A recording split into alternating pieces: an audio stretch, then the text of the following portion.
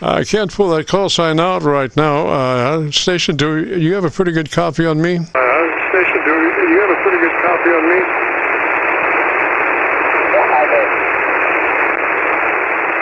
Yeah, if you need some setup assistance, I can go ahead and give you some notes if you would like that. I can go ahead and give you some notes if you would like that. Sure, I'm just setting up my antenna.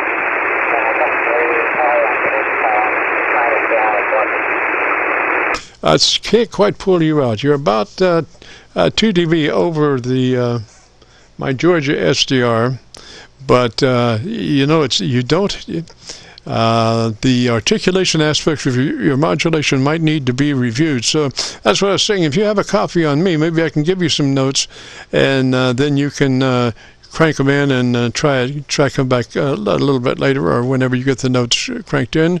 First thing would be to be sure that you're transmitting in that wide transmit bandwidth 100 to 2900. 100 to 2900 on the transmit bandwidth, Roger? 2900 on the transmit bandwidth, Roger?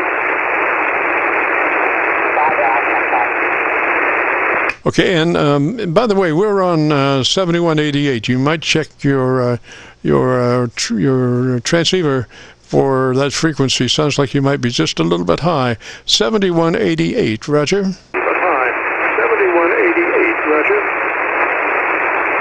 Yeah, 7188. That's what I have it in. Ah, well, now that sounded better. Didn't sound quite as chipmunky as it did in the beginning. Okay, so the next step would be in your processor compressor.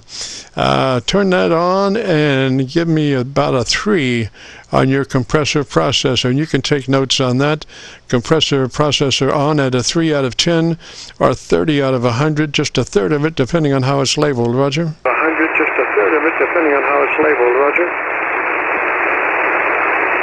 Roger, not exactly sure what that means. I can look through my menu and see if I can find that. I would go ahead and make notes. I would make notes right at the moment. The next is probably one of the most important adjustments in your transmitter, and that's your ALC adjustment. So with the ALC meter on and your mic hand on that mic gain control, adjust your mic gain to 7 or 2/3 on your ALC meter as you say the word audio, and don't stress that word, just say it as you would say any other word in a QSO, audio, and adjust your mic gain until your ALC is running 7 or 2/3. Is running 7 or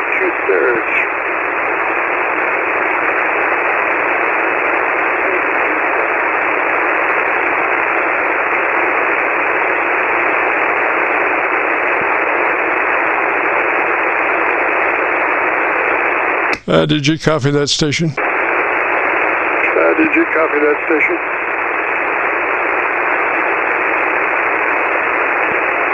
Yeah, I'm adjusting my mic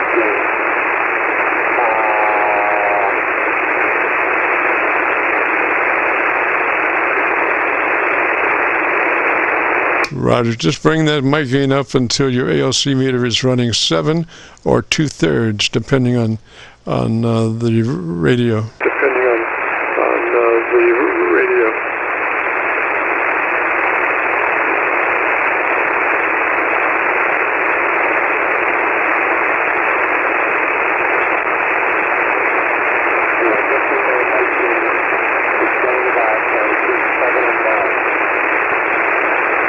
Roger. Now, once we do that, then we would go into your equalizer tone control board, and we need some more top end on your audio. That's the one thing also that we need, because boosting your audio, treble audio, will really help being able to understand what you're saying. So I would go with +4 on the treble EQ additional from where you are. +4 clicks additional treble EQ boost from where you are. Roger? Treble EQ boost from where you are. Roger? Roger that. I will find that. Do you happen to be familiar with your tone control or your EQ board? Your tone control or your EQ board? No, not really. This is a new radio, and I'm relatively new to this sport. Okay, so if it's a 3-band, what you want to do is keep your mid-range flat. That mid-range control should be flat, because the whole idea of an equalizer is to strike a balance between the treble and the mid-range and the bass and the mid-range. That being so, ICOM doesn't even put a mid-range control in their equalizers. They just put a treble and a bass control and leave the mid-range control fixed and non-adjustable, and I think that's just beautiful because we want that to be flat. And if you need numbers on that, that would be from 400 hertz to 1.5 kilohertz, 1.5 kilohertz, and that's the mid-range, and we want that flat. And so the ideal push frequency, if you have that capability of adjusting your frequency, treble EQ frequency, is 2.7. And then if you just have a treble boost, it's about 5 clicks of treble boost. And on the bottom side, the magic roll is probably about -2, somewhere around -2. If it's adjustable, make that 200 -2, and everything below 200 just to take on out maximum attenuation. Roger? Attenuation. Roger? Roger that. I'll find that. FT-991. Okay, let's go around the horn one more time, see if I can get a better copy on you. So tell me about the best thing you like about your radio in about 15 seconds. The best thing you like about your radio in about 15 seconds.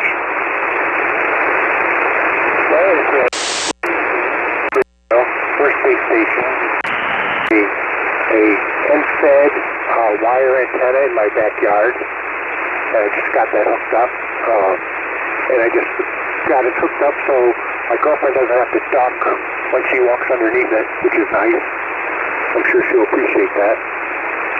And then it's just it's really fun. My coworkers are about 150 miles away, and they're handling it too, and maybe I can we can talk to them. Roger. Okay, I just went to my Kentucky SDR, which is located on the Indiana side. I'm sorry, it's located on the Kentucky side, up around Cincinnati. It's on the Kentucky side of the river, up around Cincinnati, and I've got about 5 dBs above that SDR noise level. So I've got a better copy on you. So while I can, why don't I get your call sign? Come on back with your call sign. I get your call sign? Come on back with your call sign. Kilo Delta 8, Sierra November Bravo. Name is Mike, operating out of Saline, Michigan.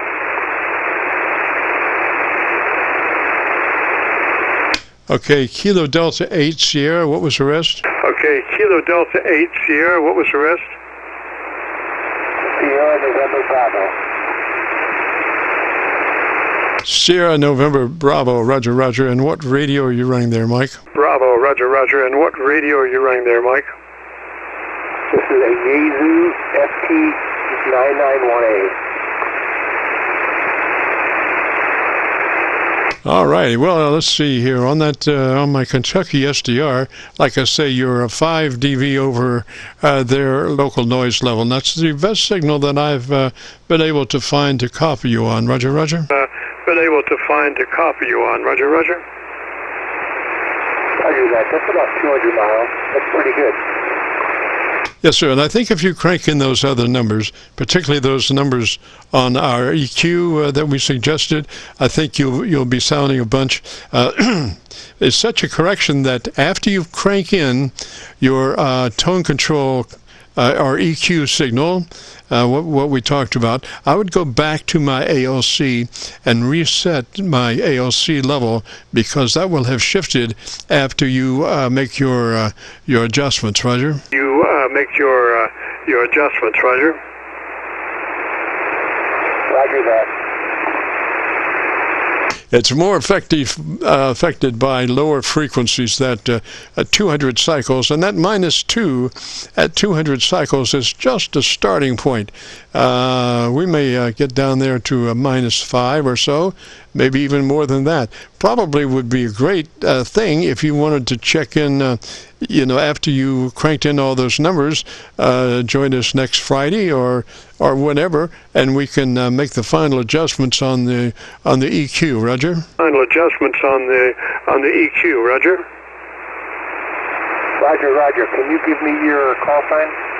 Roger. Call sign is Kilo Charlie 9 Victor Kilo Victor. That's Kilo Charlie 9 Victor Kilo Victor. Name is Jim, Juliet India Mike, and we're located down around Louisville, Kentucky. We're on the Indiana side of the Ohio River, right at Louisville, Roger. Side of the Ohio River, right at Louisville, Roger. Roger that, and thank you for taking time to help me today. Roger. Yes, so it's always kind of interesting when I can't really copy this station, and I'm trying to get them to just do notes, and then I, at a later point, find a better path. It's so refreshing. Now, also, Mike, we have been recording, and if you want to hear your audio, particularly after I found a better copy on my Kentucky SDR, if you go to YouTube and do a call letter search for KC9VKV, followed by the word logbook, that will take you to this recording. This will be cut number 1 in a series of 3,200 Qso-Vlog air check recordings, and we'll have it uploaded to YouTube by noon tomorrow. Have it uploaded to YouTube by noon tomorrow. Well, thank you very much for that service. This would be very helpful for me. Yes, sir. And then and you can see maybe that where we do that little more articulation in your audio to help be able to hear the words more plainly, particularly in low-level situations where we have a lot of traffic noise, QRM and stuff that degrades your signal. We want it to be as easy to understand as possible, Roger. Easy to understand as possible, Roger. Yes, that's a very good practice to take up. Thank you again. Roger, and is that a hand mic that you're using right at the moment? Roger, and is that a hand mic that you're using right at the moment? Yes, it is. It's just a mic that came with the radio. Yes, sir. Best way to run that mic is pull it to the corner of your lips and talk across it. Do not talk directly into it. Pull it, actually touch the corner of your lips and talk across it, Roger? The corner of your lips and talk across it, Roger? Roger that. Doing it as you advise, does that make a difference? Oh, yes, sir. Yes, sir. It's clean as a whistle there. When you work directly into those mics, you do tend to create a lot of self-induced QRM, mouth noise, and plosives and all kinds of stuff. But when you worked it just that last way, it was just perfect, Roger. Just that last way, it was just perfect, Roger. Roger. Well, now I really learned something useful today. Thank you very much. Yes, sir. It's indiscernible whether you're running a hand mic or any other kind of mic. You can't tell because there is no audio mouth distortion working it that way. So very good, Mike. Let me say 73 to you, sir. You have a great afternoon, beautiful weekend. Again, if you get a chance, join us next Friday, and we'll take that EQ on in from the numbers that you've cranked in. Roger? And from the numbers that you've cranked in. Roger? Roger, 73, and have an excellent weekend. Yes, sir, Mike. 73, sir. This is the Friday afternoon Qso-Vlog net. If you have a radio or you want to check out, give me a shout.